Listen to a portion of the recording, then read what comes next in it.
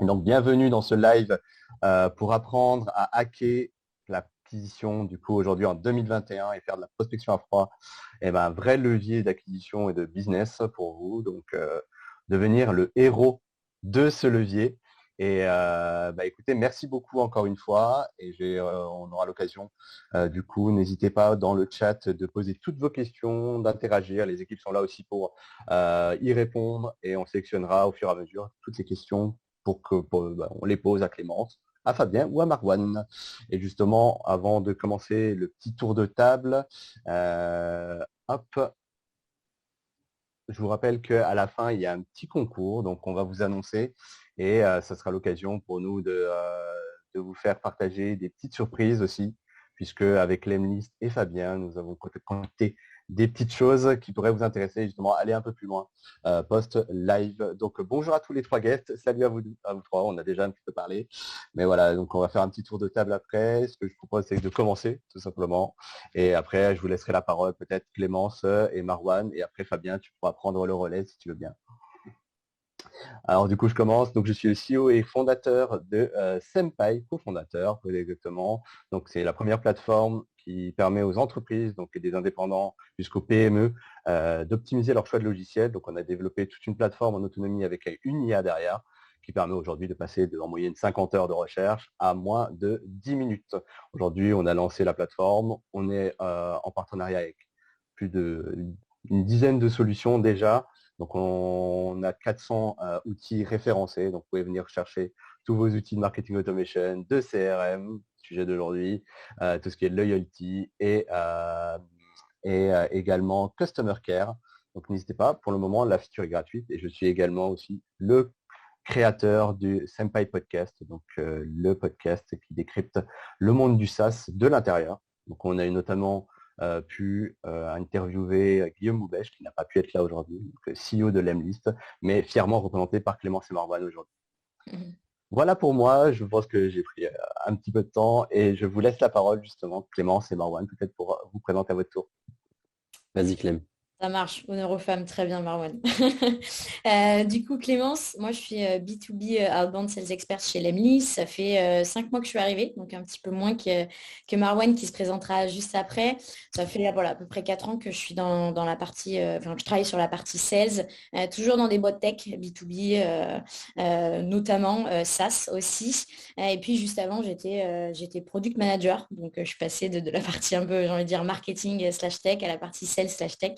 Et voilà, et hâte de vous faire découvrir un petit peu quel est notre quotidien chez la Mist et puis de répondre à toutes vos questions sur l'art du cold mailing. Je te laisse la parole, Marwan. Trop bien. Moi aussi, je vais faire vite. Marwan Wada, Sales Automation Expert chez Lemlist. C'est un grand mot pour dire qu'en gros, je suis sales et qu'on gère tout le cycle de vente. Donc, l'idée aujourd'hui, c'est de vous partager un max de valeur. Et puis, moi, avant, qu'est-ce que je faisais? Avant, j'étais étudiant. Donc voilà, je suis un petit poussin. Je suis arrivé, j'ai monté des projets un peu tout seul. J'ai utilisé des outils et j'ai atterri chez Lemlist. Donc voilà pour mon histoire. Yes, bah, merci beaucoup pour ces deux intros. Merci d'être là, en tout cas Clémence et Marwan. Très cool d'avoir initié ce live ensemble. Et je vais laisser la parole maintenant à Fabien, notre invité mystère, qui est plus mystérieux maintenant, mais en tout cas, Fabien, bienvenue. Salut, c'est bon, je suis pas flouté. Ah, c'est Euh, bon. ouais, en fait, en quelques mots, moi j'ai monté une startup en fait au lendemain de mes études et donc c'est une startup, un SaaS, un outil tech. Et en fait, j'ai accompagné pas mal d'entrepreneurs quand j'étais à The Family à Station F. Et aujourd'hui, en fait, c'est devenu un peu ma passion. C'est-à-dire qu'effectivement, je les accompagne d'un point de vue marketing à donc toujours trouver plus de clients et à faire plus de croissance. Et donc, je suis un grand friand d'outils, mais surtout de méthodologie. Donc, on aura l'occasion d'en reparler. Yes, carrément. Bah, en tout cas, merci d'être là, Fabien, de prendre cette casquette du coup de Celle-ci? conseil, parce C'est ça. qu'avec toute ton expérience, voilà, c'est vraiment cool de t'avoir aujourd'hui. Et avant de commencer, on a préparé quelques petites questions. On organise un grand concours, le concours des Hero Senpai, justement, où on vous propose de gagner 3 lots pour aller un peu plus loin, parce que justement, c'est bien de faire un live et de parler du sujet. Après, ce qui est vraiment, et Fabien et Clémence Marouane me rejoindront là-dessus, ce qui est le plus intéressant, c'est d'appliquer, de vraiment de se tester, d'essayer, quelle que soit la méthode, quel que soit l'outil, quel que soit le secteur, votre maturité. Donc, ce qu'on vous propose, ce sont des 3 lots hyper concrets. Le premier qui est proposé par l'analyste, c'est 1 heure de coaching avec un de leurs experts. Donc, et voir un peu comment ils peuvent vous aider, comment est-ce que vous pouvez positionner la stratégie de prospection à froid dans votre stratégie globale d'entreprise. Ensuite, Fabien propose un gros truc, c'est 1 mois de coaching, en tout cas sur 1 mois total, donc qui représente 4 fois 1 heure de coaching pour justement amorcer ce sujet-là et d'avoir des vrais scénarios concrets. Tu nous en parleras peut-être après tout à l'heure, Fabien, en termes de retour d'expérience sur les bonnes pratiques pour se lancer. Et enfin, lot numéro 3, du coup, de l'équipe Senpai, où on propose de faire gagner 3 sessions de coaching également sur comment optimiser votre stratégie de logiciel. Si vous êtes en recherche actuelle, et ben, comment est-ce que j'ai là, ou justement aller plus loin, gagner en productivité, gagner en ressources. Donc, restez connectés. Les informations pour participer au concours vous seront diffusées à la fin. Donc, voilà, stay connect. Alors, pour commencer, première petite question pour vous les invités. Alors, qui veut se lancer sur qu'est-ce que la prospection à froid? Grande question. Poum, poum, poum, poum. Qui répond? Ça bug un peu. Ça saute un petit peu. Vas-y, refais-nous l'intro, David. Yes, la première question, tout simplement, qui veut se lancer pour déterminer et définir qu'est-ce que la prospection à froid? Ouais, bah, je veux bien prendre la parole là-dessus juste pour chauffer un peu le sujet. Pour moi, j'ai envie de dire, il y a 2 sciences différentes, à mon sens, pour le coup, parce que la question au démarrage, si je dis pas de bêtises, c'est qu'est-ce que la prospection à froid? In fine, un cold email, surtout, c'est ça qu'il faut retenir, ça fait vraiment partie intégrante de la stratégie de prospection, et le but, ça va être vraiment d'adresser un email à un client potentiel avec qui on n'a jamais eu aucun préalable. Pour moi, c'est ça vraiment la prospection à froid, j'ai envie de dire. Yes, Clémence. T'enchaînes, Fabien Fabien? ou Marwan, ouais, vous Comme ça, on a 2 décidez. sons de cloche. Ouais, totalement d'accord avec Clémence, hein. C'est typiquement pour moi la prospection à froid, c'est effectivement le fait d'adresser un message à une personne que tu ne connais pas. Même si aujourd'hui, de plus en plus de stratégies ont tendance effectivement à préchauffer un petit peu tes leads avant même de les contacter. Donc aujourd'hui, hein, la prospection à froid devient de plus en plus une prospection tiède. Donc voilà. Mais voilà, aujourd'hui, effectivement, c'est tout simple, hein. C'est le fait d'adresser un message, peu importe lequel, à quelqu'un qui ne te connaît pas encore. Très clair. Merci pour ce complément. Marwan, peut-être quelque chose à rajouter? Bon, moi, je suis d'accord avec les deux. Non, non, en vrai, ouais, c'est ça, la prospection à froid, c'est juste. Moi, j'irais même plus loin, en fait, prospection, que ce soit pour faire de la vente ou pour générer des backlinks ou des partenariats ou peu importe. C'est juste le fait de rentrer en contact avec une personne qu'on ne connaît pas. C'est tout. Peu importe le canal, c'est juste le fait de rentrer en contact, voilà, avec une personne avec qui on n'a jamais parlé auparavant. Ok, très clair. Peut-être qu'il y en a un de vous qui peut nous expliquer un petit peu, ça veut dire quoi, réchauffer les leads, réchauffer les prospects, parce que c'est quelque chose qu'on a déjà du coup évoqué là, qui veut se lancer peut-être dans une première définition. Ça, c'est une question pour Fabien, ça. Pour moi, il y a deux manières, il y a 2 choses en tout cas où on parle du fait de réchauffer. En fait, déjà, il y a le côté réchauffer, comment dire, de créer en fait une expérience pour les leads. Mm. Donc, typiquement, en fait, c'est le fait par exemple de partager du contenu sur LinkedIn, ensuite de le contacter sur LinkedIn avant d'envoyer un premier email. Après, il y a tout ce qui est aussi réchauffé, tel que l'AMIS peut le faire avec réchauffer sa boîte mail pour augmenter sa délivrabilité. Donc, le fait d'envoyer des emails dans la boîte principale donc, de son destinataire. Parce que typiquement, voilà, quand tu veux faire de la prospection et que ta prospection est basée sur l'email et quand tu envoies des emails qui passent en spam, globalement, voilà, quand on parle depuis tout à l'heure quand on parle de méthodologie, c'est pas la bonne méthode en tout cas. Donc ouais, le fait de réchauffer, c'est tout simplement le fait de faire avancer quelqu'un dans sa décision d'achat. Et en fait, effectivement, comme le disait tout à l'heure Marwan, on est là plutôt pour créer des relations avec des gens, Mm. plutôt que pour faire de la vente. Donc ça, c'est un peu le truc contre-intuitif. Donc je pense aussi de ce live.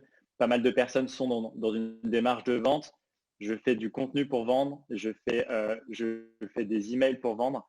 Aujourd'hui, on est plutôt là effectivement pour déclencher une relation qui, par la suite, aboutira peut-être ou peut-être même plutôt aboutira sur une vente. Mais en tout cas, effectivement, avant tout, ça commence par une relation. Yes, totalement très clair en tout cas. Et justement, moi, ça me fait une transition pour la deuxième question que je vous ai préparée, qui est quelles sont les bonnes et mauvaises pratiques du cold email? Qu'est-ce que vous observez, vous, aujourd'hui, de votre point de vue, donc chez Lemlist, par exemple, sur ce sujet-là? On peut peut-être commencer par les bonnes. Quelles sont les bonnes pratiques à appliquer quand on veut se lancer ou quand on a commencé à en faire, mais qu'on n'a pas forcément eu les bonnes métriques? Tu commences par les On bonnes, passe sur un Clem? live de 3 heures. Allez, Ouais. vas-y. Je commence par Vas-y, les bonnes. Vous êtes vas-y, prêts on pour un enchaîne et moi je pars magistral de... sur les mauvaises. sur 2-3 heures. Non, on va essayer de faire ça court. En gros, moi, j'ai quelques points à vous partager. Avant tout, vraiment, pour le coup, c'est bien définir sa cible. Ça peut paraître bête, mais si vous commencez à balancer du mail sans être sûr d'à qui vous vous adressez et d'être sûr d'avoir la bonne adresse mail, le bon lien LinkedIn, etc., clairement, déjà, on part du mauvais pied parce que ça risque surtout pas de convertir. Donc ça, c'est le premier tips qui peut paraître très simple, mais qui, pour le coup, est le plus complexe. Être sûr qu'en fait, on connaît bien sa cible, on sait bien à qui on s'adresse avant d'aller partager son message, son produit, son service, etc. Ça, c'est la première bonne tips. La deuxième, ça va être l'A/B test. Comme le disait David au démarrage, hyper important d'A/B tout tester.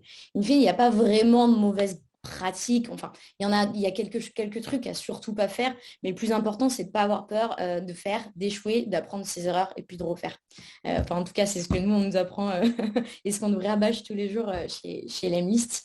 Deux autres points, deux autres bonnes pratiques qu'il faut toujours mettre en place, qui sont importantes de garder en tête. Un mail égale une idée. Effectivement, sur le papier, on le sait, mais quand on balance un mail de prospection, on a envie de tout dire, de tout balancer d'un coup dans un premier mail. Et là, c'est le flou artistique. Donc, excusez-moi, un mail, une idée. Si on parle de délivrabilité, tout doit être en lien avec la délivrabilité. Par exemple, si moi, je dois présenter l'Emlist ou parler de l'Emlist. Et le dernier petit tips là que j'ai en tête, ça va être celui-ci. C'est aujourd'hui, il y a 3 éléments clés pour rédiger un mail de prospection ou tout du moins un mail de manière générale, c'est cela. Moi, je les mets toujours en pratique. Ce qu'il faut savoir, c'est que à ce que l'anglais est la langue internationale, le mail est le moyen d'échange international. Tout le monde a une adresse mail aujourd'hui. On ne passe plus vraiment par le téléphone. Du coup, pour se différencier dans la boîte mail de son prospect, surtout quand on target des CEO, je sais qu'on en a dans la salle, donc vous me direz si je me trompe ou pas, franchement, du texte parmi du texte à encore du texte, clairement, si l'accroche déjà elle est bidon, ça ne va pas convertir. Donc moi, il y a quelque chose que je fais toujours dans mes emails, c'est ceci. 3 choses, 3 sous-points. Le premier, c'est l'icebreaker.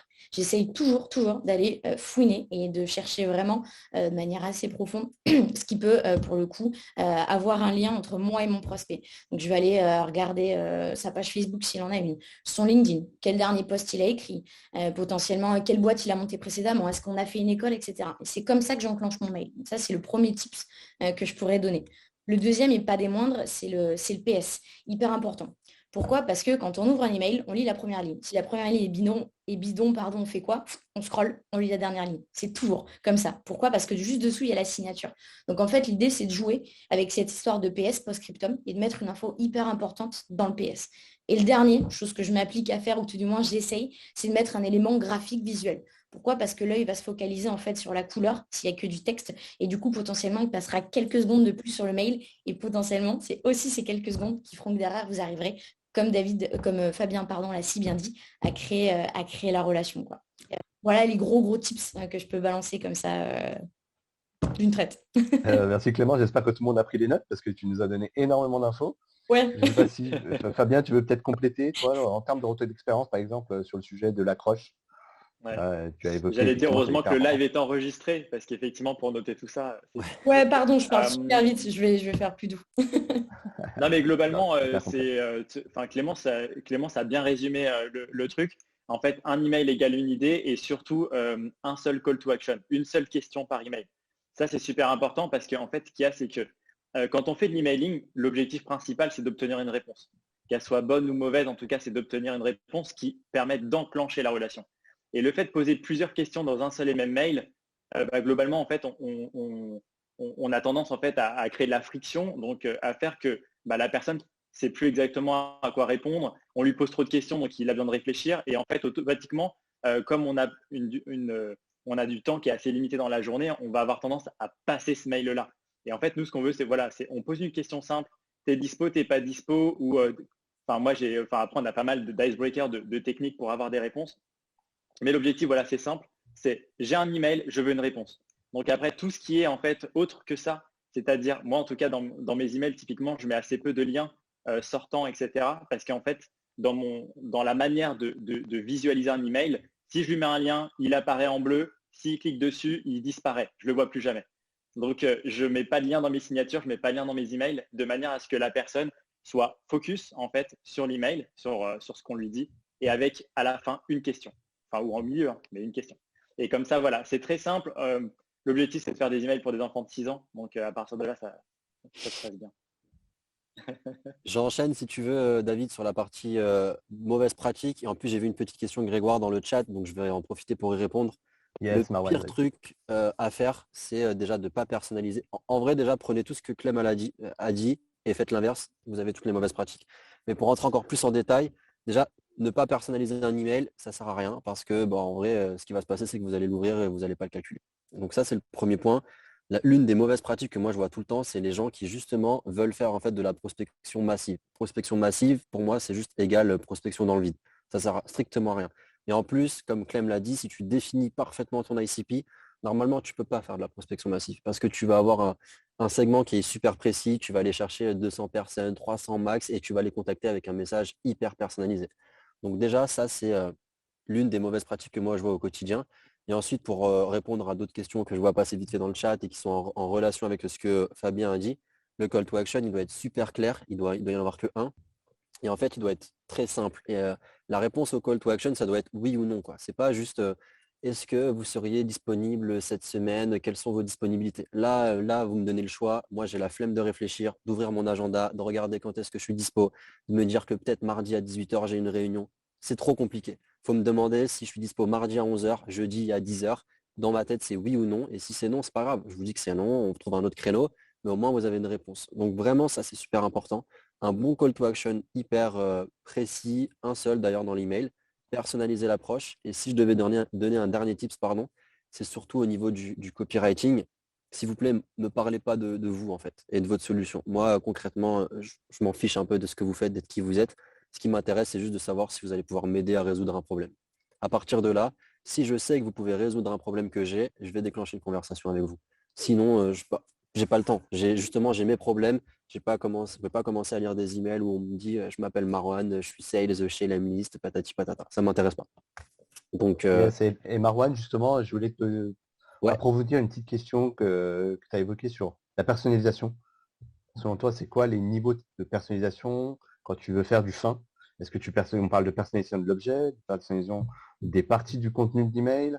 Ouais, Fabien a donné pas mal de tips, mais justement, comment chez Lemlist on fait ça? Yes. Comment vous conseillez vos clients sur ce sujet? En fait, tu peux tout personnaliser. Tu peux personnaliser des images, des vidéos, des objets. Ce qu'il faut, c'est que tu personnalises. Le meilleur niveau de personnalisation, c'est sur la personne. Quand tu parles de l'entreprise, c'est cool, mais c'est plus ce qu'on va appeler genre de l'ABM. Tu parles vraiment de l'entreprise, tu fais de la personnalisation sur l'entreprise, sur ses actualités. Mais quand tu commences à rentrer sur l'actualité de la personne même, de dire Fabien, j'ai vu que tu as fait un post sur tel sujet, c'était trop bien, j'ai adoré la liquid syntax. J'ai vu que tu fais des vidéos sur YouTube, etc. etc. Là, c'est super personnalisé, c'est super précis. Et là, Fabien, il se dit, OK, l'email, il est pour moi, j'ai envie de le lire. Donc vraiment, ça, c'est important. Et je pense que c'est l'un des niveaux le plus élevés. C'est comme ça que nous, on procède. C'est ce qu'on appelle l'icebreaker, ce que disait un petit peu Clem au début. Et ensuite, c'est comme ça que vous arriverez à avoir des réponses. Donc, bien évidemment, vous ne pourrez pas envoyer 1000 emails comme ça d'un coup par jour avec ce niveau de personnalisation. Mais il ne faut pas oublier qu'en fait, à la fin, votre objectif à vous, c'est juste d'avoir des rendez-vous, de faire du business et de créer des relations avec des gens. C'est pas d'envoyer 1000 emails. Ça, c'est pas un objectif en soi. Donc, restez focus sur votre objectif. Yes. Et du coup, Fabien, peut-être pour te poser la question, qu'est-ce qui marche en termes de personnalisation aujourd'hui?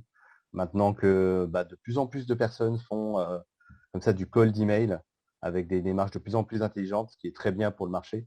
Et du coup, aujourd'hui, quand tu accompagnes des clients sur ces problématiques-là, qu'est-ce qui fonctionne vraiment concrètement? Ce qui fonctionne réellement, c'est de créer une relation comme si tu t'invitais vraiment la personne. Ce que je veux dire, en fait, c'est que d'année en année, on doit augmenter le niveau de personnalisation. On doit augmenter le Ouais. niveau d'implication qu'on peut avoir vis-à-vis de ses prospects. C'est plus juste Moi, je nom, suis prénom, tellement quoi. content. Ouais, exactement. Mais c'est pour ça que j'ai fait un post sur LinkedIn en disant est-ce que vous personnalisez avec bonjour? bonjour first name, quoi, typiquement, parce que c'était presque une blague. Mais à côté de ça, effectivement, les LinkedIn diminue le nombre de demandes de connexion qu'on fait par semaine. Moi, j'en suis très content parce qu'en vrai, comme ça, on arrête en fait effectivement d'être dans une approche massive et on essaie d'avoir une approche personnalisée. Après, en fait, quand on parle de personnalisation, pour moi, en fait, il y a trois choses. C'est qu'en fait, moi, je sépare systématiquement, beaucoup de personnes le savent, mais d'autres ne le savent pas, séparer le tiers 1, le tiers 2 et le tiers 3. Le tiers 1, en fait, c'est typiquement, moi, voilà, quand j'avais ma startup, on ciblait des grands groupes du CAC 40. Le tiers 1, c'était systématiquement, je ne sais pas, 5 entreprises, par exemple, dans lesquelles on voulait absolument rentrer dans le trimestre. Et typiquement, on avait une approche personnalisée sur ces entreprises-là comme jamais. On devait tout connaître. On devait connaître en fait qui étaient les décisionnaires, quels étaient les ambassadeurs, quel type de contenu ils publiaient, quelles étaient leurs stratégies, etc. pour trouver un angle d'attaque. Là, effectivement, on est dans une approche un peu account-based marketing, comme le disait Marwan, mais typiquement, voilà, le tiers 1. Le tiers 2, pour moi, en fait, c'est des emails qui sont personnalisés parce qu'ils doivent l'être, mais effectivement, on est plus dans il y en a quelques dizaines, quelques centaines à l'intérieur. Et après, le tiers, et globalement, en fait, le tiers 1, tiers 2 et tiers 3, on crée des catégories en fonction de l'opportunité business qu'on peut avoir avec une entreprise. Donc, le tiers 1, c'est ceux qui vont rapporter le plus, mais peut-être les plus difficiles aussi à signer. Le tiers 2, c'est globalement, en fait, là où on va avoir la majorité de nos clients. Donc, ça va être ceux qui rapportent ce qu'il faut, qui signent plutôt rapidement et effectivement et qui restent fidèles sur du long terme. Et après, il y a le tiers 3, c'est globalement, c'est pas du tout notre focus. On va pas monter une vraie stratégie sur eux. Mais par contre, c'est quand même intéressant si on a des signatures dans ce lot. Et typiquement, le tiers 3, c'est de la personnalisation. Mais globalement, voilà, moi, je fais systématiquement tourner des campagnes dessus en disant advienne que pourra. Mais c'est pas mon focus. Ok, très bien. Bah, merci Fabien pour ces précisions. Je vois qu'il y a beaucoup de questions sur le chat. On va essayer d'y répondre. J'essaye d'y répondre, ouais. Pareil. Merci Marwan, je vois que tu as répondu. Je suis chaud là, On va passer à la suite, comme ça on peut avancer parce que le temps avance. Yes. Et bah, justement, une des questions qui est hyper importante, c'est comment on mesure, parce que justement, qu'est-ce qui fait qu'on sait que la campagne elle est bonne ou pas? Sur quels critères il faut se concentrer alors qu'on a déjà des routines qui tournent, ou est-ce que quand on va se lancer, qu'est-ce qu'il faut qu'on mesure et dans quelle temporalité? Je ne sais pas qui veut se lancer pour répondre à cette question qui est assez Je peux vaste. attaquer si vous Vas-y, voulez. Marwan. Moi, je vais être hyper tranchant. Le taux d'ouverture, le taux de clic, ce genre de choses, on s'en fiche. Encore une fois, comme je vous l'ai dit, ce qui vous importe, vous, c'est de prendre des rendez-vous, de créer de la relation, de discuter avec des gens. Donc la seule métrique, ouais, en vrai, ouais, la seule métrique qui La doit être plus haute, ouais. importante pour vous, la plus haute, c'est vraiment combien de rendez-vous j'ai pris grâce à ma séquence. C'est pas le taux d'ouverture ni quoi que ce soit. Le taux d'ouverture, c'est cool. Ça va vous permettre de vous situer au niveau de votre délivrabilité, de savoir si votre objet y performe, etc., etc. Mais ce n'est pas cette métrique sur laquelle il faut se focaliser et essayer de l'améliorer parce que sinon, en fait, vous allez passer votre temps à améliorer des choses qui finalement ne vous apportent pas de business. Donc, travailler Bien se sur... concentrer sur la conversion finale, toi. c'est ça, la Donc conversion là, finale. tu parles de prise de rendez-vous, mais ça peut être une inscription, par exemple, C'est ça, à un exactement. webinar, ça peut être faire un devis, etc. C'est le plus important, c'est le premier focus. Et ensuite, on commence à améliorer le taux d'ouverture si on peut l'améliorer, ce genre de choses. Mais moi, ce que je regarde, c'est quand j'envoie 100 emails, combien je prends de rendez-vous. Ok, j'en prends 10, maintenant j'envoie 200 emails, j'ai 20 rendez-vous. Je commence à améliorer mon taux de prise de rendez-vous et ensuite, c'est tout. Ok, Je ne sais et pas du si coup, vous êtes d'accord. Je suis hyper tranchant, Clem et Fabien, mais Ouais, 100% d'accord. En fait, pour moi, il faut systématiquement voir quand on fait de l'acquisition, en fait, ça comme un tunnel de conversion. En fait, l'email, c'est comme de la pub Facebook. Il y a 3 ou 4 étapes avant de commencer à initier la relation. Et globalement, effectivement, il y a la partie délivrabilité, donc taux d'ouverture, délivrabilité, on peut dire que ça va ensemble. Typiquement, si les personnes qui nous écoutent ont une délivrabilité, ont un taux d'ouverture de moins de 50%, globalement, en fait, qui retournent en fait sur les fondamentaux, la configuration. Bon, on va pas revenir dessus, hein, mais en tout cas, surtout penser aux démarques et au custom tracking domaine. En gros, les deux choses que la plupart des entreprises ne mettent pas en place. Ensuite, après, pour l'objet, en fait, globalement, on nous dit souvent c'est quoi les objets qui fonctionnent, etc. La méthode là-dessus, en fait, c'est, pour moi en tout cas, c'est être pas trop explicite pour pas faire travailler à ce moment-là le cerveau. C'est-à-dire que quand la personne réfléchit sur l'objet, il va pouvoir prendre la décision de l'ouvrir ou pas. Moi, je veux juste qu'il l'ouvre en fait, parce qu'après, le copywriting va jouer. Et en fait, donc pour moi, c'est des emails qui sont, enfin des messages, enfin des objets qui sont plutôt courts. Et je mets souvent 1 à 2 mots. Et même ma technique, mais c'est ma technique killer, c'est que je prends 1 à 2 mots de mon corps de mail. Donc typiquement, j'écris mon mail. Après, je prends 2 mots, je les colle dans l'objet. Ça veut dire des choses, mais en même temps, ça veut rien dire et ça ouvre systématiquement. Et comme ça, c'est plus un sujet. Le taux d'ouverture, pour moi, n'est pas un sujet. C'est à moins qu'il y ait effectivement un problème de délivrabilité, mais on a des taux d'ouverture, rien qu'avec cette technique qui peut sembler toute pourrie. En tout cas, tu as le max systématiquement en fait. Parce que les personnes sont intriguées, mais en tout cas, tu leur en dis pas assez pour qu'ils puissent réfléchir et tu leur mets quand même quelque chose qui n'est pas une arnaque comme je sais pas moi, tu as gagné 100 euros quoi. Ah, mais je suis suffisamment catchy pour attirer l'attention quoi. Ouais, effectivement. Et après, pour moi, le taux de réponse, comme disait Marwan, c'est l'idée, effectivement, c'est d'avoir la KPI la plus en aval possible. Après, le taux de réponse, voilà, c'est juste regarder si vous êtes dans des métriques un peu marché. Il y a des entreprises qui vont avoir des mauvais taux de réponse. Globalement, moi, ce que j'ai toujours en tête, c'est 70% d'ouverture, 20% de réponse. Ça, c'est pour moi les KPIs à avoir. Et après, effectivement, que ce soit une bonne ou une mauvaise réponse, parce que ça peut être, j'imagine, là, dans la conversation, oui, mais il peut y avoir 20% de mauvaises réponses. En fait, quand on est dans de la vente, comme on veut que initier une relation, si la personne dit non, ou je travaille avec un de tes concurrents, ou ça peut être intéressant, mais l'année prochaine, pour moi, c'est que des bonnes réponses, en fait. Et pour répondre à une question dans le chat, un exemple d'objet random, moi j'envoie outbound quand je fais de la prospection sur des head of sales, je fais 80% de taux d'ouverture. L'objet, c'est intéressant, c'est cool, mais c'est un mythe. En vrai, quand on vous dit travaillez votre objet à fond et tout, c'est vraiment vite travailler votre corps de texte, c'est le plus important, votre email, votre personnalisation, l'objet, ça ouvre. J'ai eu d'ailleurs, Marwan, tout à l'heure une question sur la longueur. Qu'est-ce que vous recommandez en termes de longueur? Est-ce qu'il faut faire un truc court au-dessus de la ligne de flottaison? C'est-à-dire qu'on voit tout le message à l'ouverture ou est-ce que le scroll, ça peut se faire aussi? Pour l'objet? Non, Pour le contenu. pour le contenu, ouais. Pour le contenu, bah, en fait, c'est pour ça qu'on commence souvent nos emails avec Clem par icebreaker. Parfois, on met même pas de bonjour ni rien, on fait icebreaker. Tu vas recevoir la première phrase super personnalisée. Hello, first name, j'ai vu que tu étais au live de Senpai. Et là, tu vas te dire, OK, même si tu vois pas la suite, j'ai envie d'ouvrir l'email, j'ai envie de regarder. C'est ça, c'est compliqué de répondre à cette question-là et elle est vraiment, enfin, elle est bonne. Effectivement, ce serait plus simple pour moi, à mon sens, quand je reçois un mail qui est au-dessus de la ligne de flottaison, je me dis, bon, bah, c'est bon, ok, je le lis d'une traite, enfin, j'ai l'œil qui monte, excuse-moi, qui démarre et qui va descendre jusqu'au page, qui a la signature en un clic, je vois si ça m'intéresse ou pas quand je suis du côté prospect. Quand moi, je suis du côté sales et que c'est moi qui rédige, c'est compliqué parce que souvent, on a quand même pas mal de choses à dire qui sont intéressantes. Donc, comme disait Marwan, si l'icebreaker est bien fait, ça donne envie de scroller et de descendre. Du coup, il n'y a pas vraiment de bonne, mauvaise pratique. La seule bonne pratique, c'est d'AB test 2 messages, un au-dessus de la ligne, un qui est peut-être potentiellement plus long, dire la même chose, et comme ça, vous aurez la réponse. Parce que fonction de la cible, du prospect, du personnel, peu importe, ou du message, ou de ce qu'on vend, très compliqué parfois de faire ça en 4 lignes quand le produit est ultra technique, même si normalement on est bon seller quand on arrive à vendre un produit technique en 4 lignes, pas toujours vrai. Voilà. Après, moi, j'ai tendance à dire, si vous n'êtes pas bon en copywriting, faites pas du copywriting, faites un email le plus court possible. Clairement. Ah oui, c'est vrai. N'allez pas jouer en fait dans ce que vous ne maîtrisez pas.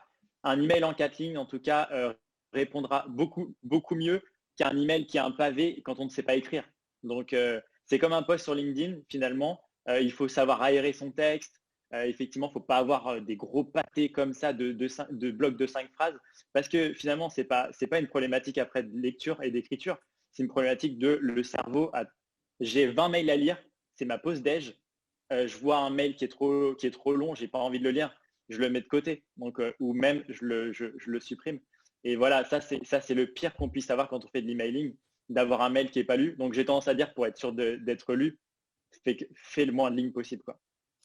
Yes. J'irai même plus en amont que ça, si tu me laisses juste rajouter ça, David. Pas de souci, Pour être lu, être sûr que votre message, en fait, répond à un besoin, surtout, en fait. Et ça répondra, j'ai envie de dire, à la moitié des questions sur le chat. Hyper important. Yes, super Clémence. J'enchaîne avec la dernière question, si ça vous va. Le temps avance.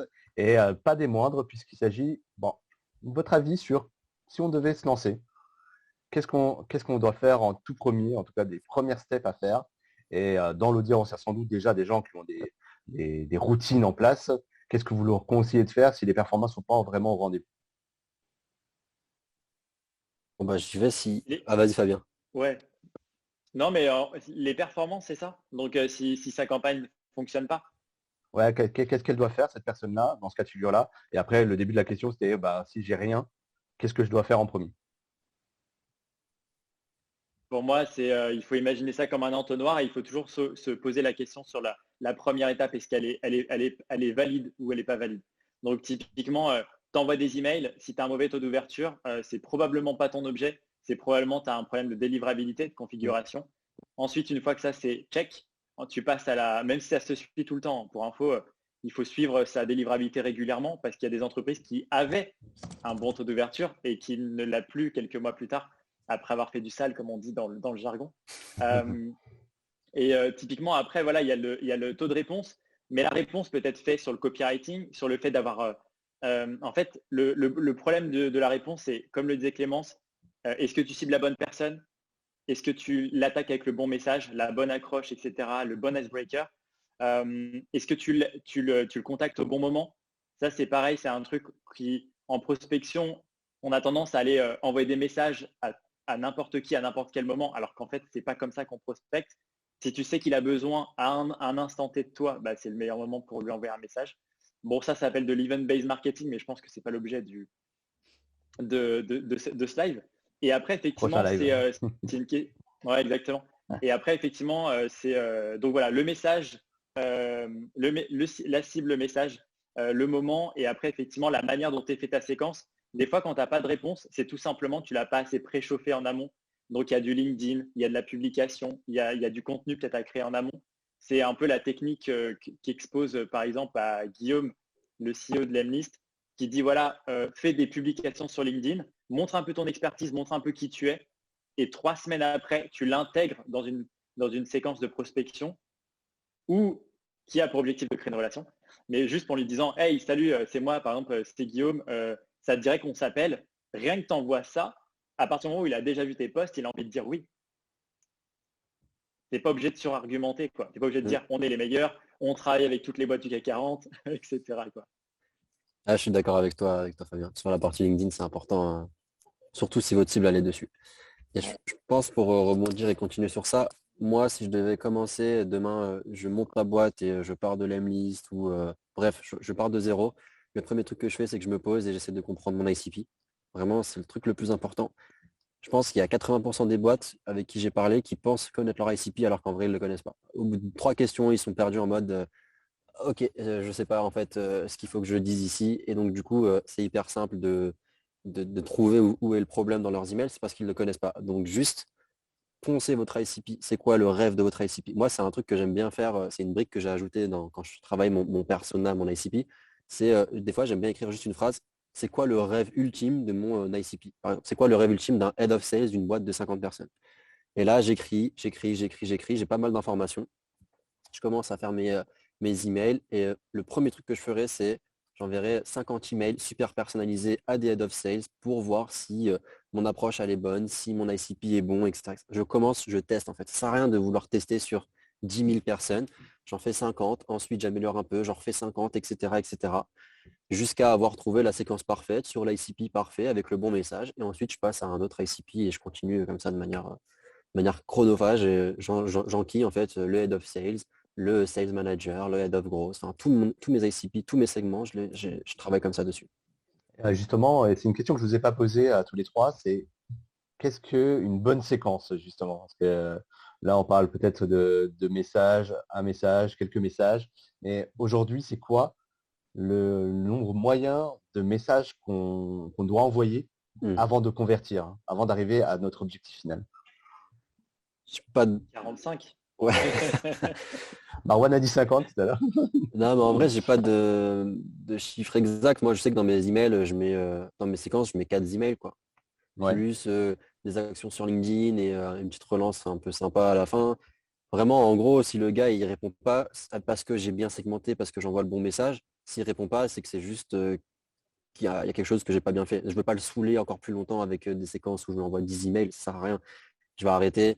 Je sais très bien qu'il n'a pas répondu sur cette campagne-là. Et je vais essayer de comprendre pourquoi et je le mettrai dans une autre 3 semaines, un mois plus tard.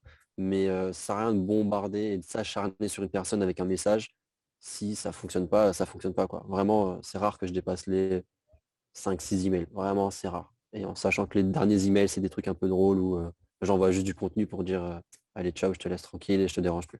Ouais, je confirme ce que dit Marwan. Généralement, pour toucher, atteindre un lead, ce qu'on dit, c'est qu'il faut entre 7 et 12 points de contact. 7 et 12 points de contact, ça paraît énorme, sauf qu'il faut vraiment arriver à mixer entre ce que moi j'appelle, j'imagine on l'appelle comme ça, mais hard touch et soft touch. Hard touch, c'est quand il y a vraiment un call to action dans le mail, on va vraiment essayer de convertir à cette step-là. Et le soft touch, ça va être une visite de profil LinkedIn, une invitation, du coup LinkedIn, le like d'un message, répondre, enfin un comment, un post, ce genre de choses. Et du coup, ça permet aussi, en fait, si on l'implémente dans sa séquence, d'avoir des touches un peu plus light sur son approche commerciale.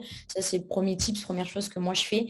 J'envoie jamais 5-6 emails, vraiment, j'essaye de ne pas dépasser 3, sachant que le premier, c'est vraiment le mail d'intro avec l'icebreaker où je pose de la question, je me mets un peu à nu face à mon prospect. Le deuxième, c'est forcément un mail de follow-up par rapport au premier mail. Et le troisième, comme disait Marwan, je conclue toujours par un mème assez drôle, assez sympa en lui disant, bon, bah, j'ai pas de chance, tu me réponds pas, je t'intéresse pas, ou la proposition de valeur que je t'ai faite, visiblement, c'est pas toi qui la gère, c'est qui. Mais du coup, voilà, moi, c'est comme ça que je fonctionne. Donc, pas plus de 3 emails, pas plus de 2 messages LinkedIn et quelques soft touch par-ci, par-là. Ce qui nous fait une séquence au final qui dure 15-20 jours pour ma part, qui peut être grave réduite, hein. Je sais pas ce que tu fais toi, Fabien, en termes de longueur, mais moi, à moins de 15 jours, c'est vrai que du coup, je fais pas grand-chose, quoi. Voilà. Justement, Fabien, est-ce que tu veux nous partager? Merci en tout cas, Clémence, pour ton retour.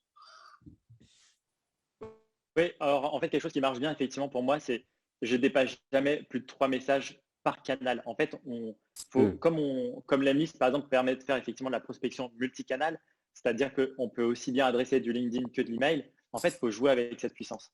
Et autant c'était difficile avant que la liste intègre ça, parce qu'il fallait jouer avec plein d'outils du Zapier, c'était un peu le bazar. Autant maintenant, c'est synchronisé, c'est facile à mettre en place. Donc aujourd'hui, déjà, la première chose, c'est qu'il ne faut pas harceler quelqu'un sur un canal, un seul et même canal. Ouais. Ce que je veux dire, c'est que typiquement, j'entends trop souvent des personnes qui me disent, bah, moi, Fabien, tu sais, je cible des grandes entreprises. Et en fait, je leur envoie juste une campagne sur LinkedIn. Bah, typiquement, les grandes entreprises répondent assez peu sur LinkedIn. Et parce qu'elles ont un profil, mais elles ne s'y connectent pas souvent. Et elles n'ont pas l'habitude d'être en mode de chat, en fait, de chatter pour créer une relation. Typiquement, elles sont plus à l'aise à répondre avec des emails. Donc, ce que j'ai tendance à faire, depuis en tout cas qu'il y a une limitation des demandes de connexion, ça c'est pour répondre un petit peu en mode template, même s'il ne faut pas prendre ça pour argent comptant, c'est visite de profil, après si possible avoir déjà créé du contenu sur LinkedIn. Ensuite, après, il y a un premier mail qui va partir, qui permet tout simplement, et en fait, ce qui est trop marrant, c'est que j'ai exactement les mêmes séquences, enfin, d'un point de vue structurel que Clémence. Premier email, mise en relation. L'objectif, c'est message court avec une belle introduction, un icebreaker, et ensuite après, est-ce qu'on peut s'appeler? Avec 2 propositions de date, bien sûr. Ensuite, après, le deuxième, c'est email de relance. Troisième, c'est ce que moi j'appelle le referral ou, La ouais, recommandation. c'est le referral. Ouais, la recommandation, en fait, c'est peut-être pas le bon moment pour toi, mais par contre, peut-être que je peux échanger avec quelqu'un de ton équipe. Ça, c'est un peu mon plan B, tu vois. Si j'ai un décisionnaire, mais qui est typiquement vous adressez des DRH, c'est quand même assez difficile de les joindre. Donc, typiquement, si tu as quelqu'un de son équipe, il peut devenir ton ambassadeur a posteriori. Ça peut être intéressant d'aller commencer à gratter de l'information par ce biais. Et ensuite, après ces 3 emails, sachant que mon message de relance est à J+2, J+3, et mon dernier message, en fait, est à +8, +5 après.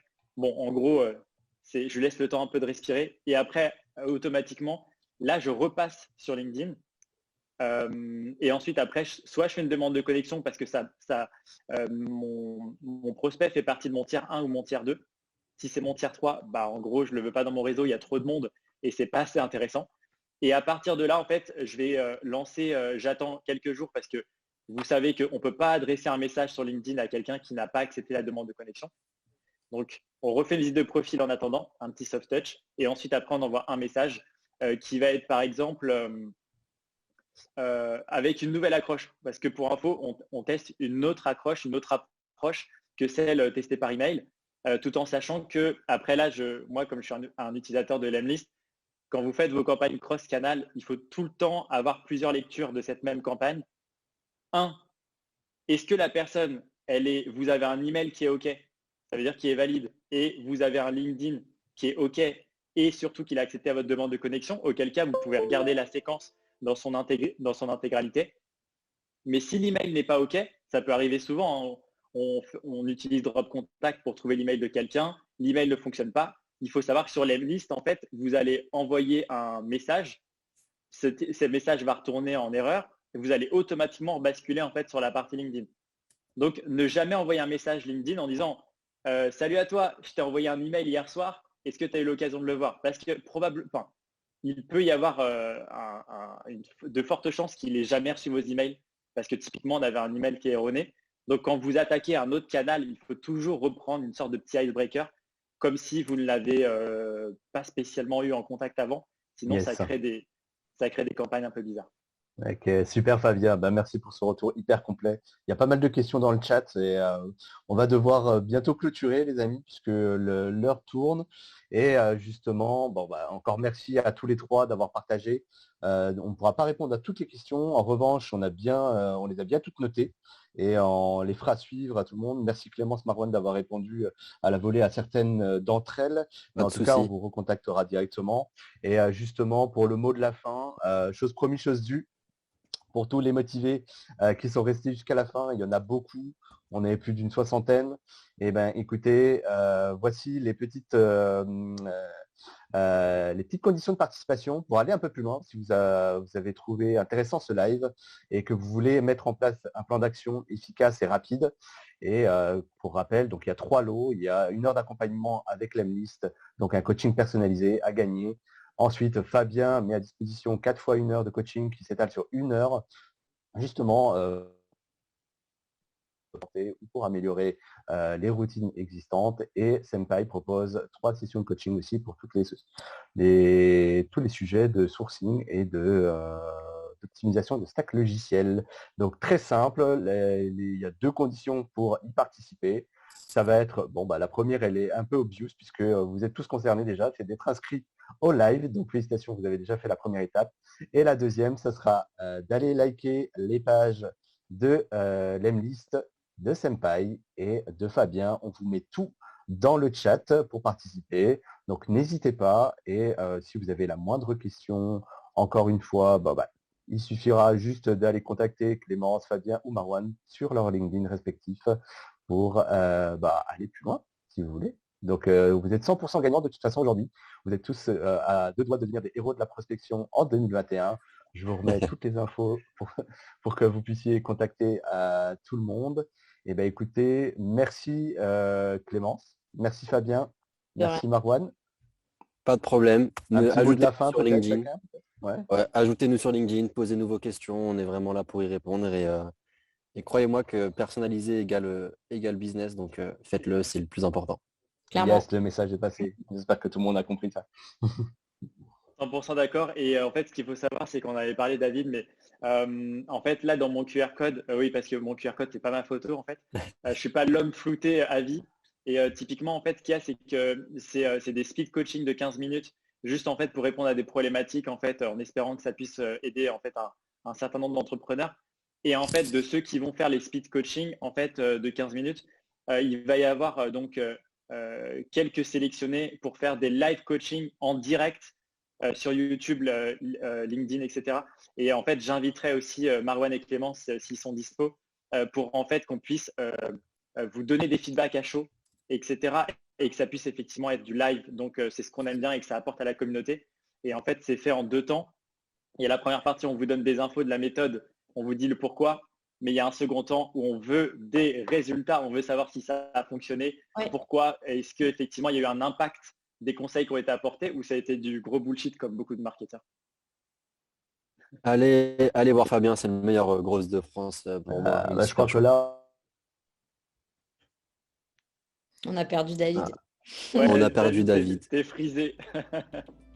David, on l'a propulsé sur la Lune, il connaît. Bon trio, en tout cas merci à vous 3. Personnellement, c'était un plaisir de pouvoir faire ce live. Vous m'entendez? Je voulais juste vous remercier personnellement en tout cas pour Je vous T'inquiète. remercie personnellement et merci aussi à toute l'équipe Senpai qui est derrière, qui a organisé le tout. Et on salue aussi Guillaume qui n'a pas pu être présent aujourd'hui mais qui nous avait laissé un petit message sur LinkedIn. Yes. Cool. Merci à tout le monde. Merci à C'est super cool. Ciao, salut. Super la À team. À la bientôt. prochaine. Portez-vous Ouais, bien ciao, tous. ciao. Ciao. Salut, ciao.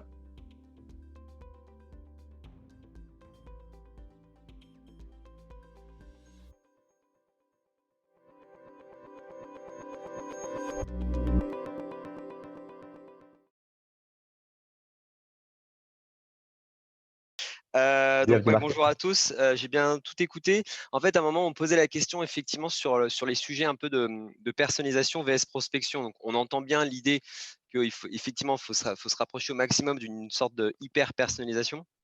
Mais à un moment, quand on veut quand même travailler sur du volume, etc., comment on peut trouver l'équilibre finalement pour avoir, on va appeler ça un trigger ou une sorte de icebreaker, enfin, je sais pas, semi-personnalisé. Est-ce qu'il y a une approche est-ce qu'on pourrait faire quelque chose dans ce sens-là ou pour vous pas du tout? Ouais, alors j'espère que tu m'as pas vous voyez déjà, sinon je réponds pas aux questions. Non, non, c'est pour, je Non, en parle en fait, mode À nous deux, quoi. personne non, mais morale. de manière générale, en fait, ce qu'il faut savoir, c'est que oui, il faut créer des icebreakers. En fait, ça dépend effectivement de la volonté que tu as de rentrer en relation avec telle ou telle personne. De manière générale, en fait, tu as quand même des messages qui peuvent être un peu généralistes, mais qui peuvent fonctionner pour tous. Typiquement, j'avais fait une vidéo sur YouTube, je l'ai sortie cette semaine, qui montre en fait un exemple de message en fait qui utilise ce qu'on appelle du name dropping, qui dit je vais te donner un exemple qui dit par exemple, bah, j'ai parlé en fait avec David de chez le CEO de Senpai hier et en fait il m'a expliqué comment il arrive à personnaliser ses emails pour obtenir, je sais pas moi, plus de 25% de taux de réponse, tu vois. Ça, j'imagine que ça t'intéresserait. On peut s'appeler demain si tu veux qu'on en parle. Et ben, ce Ok. que je viens de te dire, en fait, j'ai pas fait une personnalisation pour toi, mais le fait d'avoir impliqué une tierce personne dans notre échange fait que je suis pas en train de vendre quelque chose, mais par contre, c'est David qui parle à ma place. En fait, c'est David qui vient de donner l'argument killer qui est, je te parle par exemple d'emailing, de booster de 25% tes taux de réponse et indirectement, tu me vois comme quelqu'un qui apporte de la valeur et pas quelqu'un qui est dans la vente. Ok, c'est clair. Mhm. Très bien, très J'espère bien. que ça a répondu à ta question, Marc. Ouais, Et ça répond pas mal. yes, on a une autre question du coup d'Amaury. Quelle est la différence entre Lemlist et Active Campaign? Ah, ça c'est une bonne question parce que c'est un sujet qu'on a évoqué avec Une Fabien question en pour toi, ça. préparation. Yes, entre les deux outils, ce qu'il faut distinguer, c'est tout ce qui est email de prospection et email marketing. Et une fois qu'on a dit ça, on a tout dit. Donc, Lemlist est plus un outil pour aller faire de la prospection du coup à froid, si vous avez compris la thématique. Et ActiveCampaign, plus pour faire du marketing, de la fidélisation, pour activer votre base de données existante déjà. De toute façon, ces outils-là ne sont pas créés pour faire de la prospection pure. Voilà, ça va vraiment être pour fidéliser, faire du transactionnel éventuellement, justement pour connecter votre e-commerce, par exemple. C'est des triggers qui se font très bien. Mais justement, c'est vraiment la distinction entre Lemlist et ActiveCampaign, c'est la prospection vs la fidélisation. Exactement. En fait, dans les deux types de solutions pour savoir si tu es côté marketing ou côté vente, c'est simple. Tu regardes au niveau de la configuration. Est-ce on te demande de plugger, d'ajouter en fait ton compte email. Si tu peux ajouter ton compte Microsoft ou ton compte G Suite, typiquement, tu es dans de la prospection parce que ça va envoyer les emails de ton propre compte. Si on ne te demande pas ça et on te dit juste personnalise en fait ton domaine ou la personne qui expédie, là, tu es plutôt sur du marketing, Mailchimp, ActiveCampaign, etc. Et Sendinblue, tout ça. effectivement, ouais, comme le dit en fait très bien David, les objectifs ne sont pas les mêmes. La prospection, l'objectif, c'est d'avoir une délivrabilité maximale. Donc, tu auras des taux d'ouverture qui seront juste énormissimes. Ça peut aller jusqu'à 94% facile.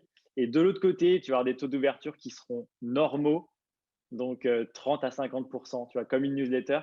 Et en fait, moi, j'ai tendance à dire, quand l'email marketing, ça, pour moi, il y a deux usages. Soit tu fais des newsletters, soit il y a des personnes qui prennent un livre blanc, par exemple, sur ton site et tu leur envoies une suite d'emails, etc.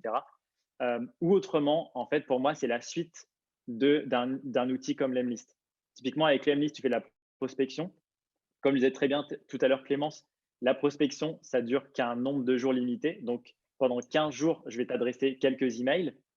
Si tu ne mords pas à l'hameçon, entre guillemets, la relation ne se crée pas à l'instant T. Ce qu'on fait, c'est qu'on change d'outil, on passe sur du marketing et là, je vais t'envoyer du contenu pour surtout obtenir une fonctionnalité de la partie marketing qui est ce qu'on appelle le scoring pour savoir effectivement quelles sont les personnes qui ont cliqué, combien de fois il a cliqué, est-ce qu'il est allé sur mon site, etc. Et Voilà, c'est déterminer le côté réchauffé. Donc, c'est ce qu'on disait en introduction tout à l'heure. Est-ce qu'il est plus ou moins exactement. chaud? Exactement. Je te contacte aujourd'hui, tu vois, par exemple, fin juin, tu ne me réponds pas. Au lieu de te recontacter à des moments que moi j'ai décidé, en fait, le marketing va faire que je vais t'envoyer du contenu au fil de l'eau. Et en fait, c'est toi qui m'indiqueras le moment où je dois te recontacter. Via effectivement le fait que tu aies titillé mes messages, que tu aies consulté, tu aies lu des choses, que tu sois allé sur mon site. Super, merci Fabien. Bah écoutez, on va fermer la room. C'était un plaisir de pouvoir échanger avec vous post-live. Du coup, c'était pas prévu du tout, mais on est très content d'avoir pu répondre à quelques questions. Et pour toutes celles qui n'ont pas eu encore réponse, en tout cas, on vous recontactera. Merci beaucoup Fabien. C'était très cool. Merci Merci à toi, de David, ta... c'est top. Merci à tout le monde. À très bientôt. Salut à tous, à Salut très tous. vite.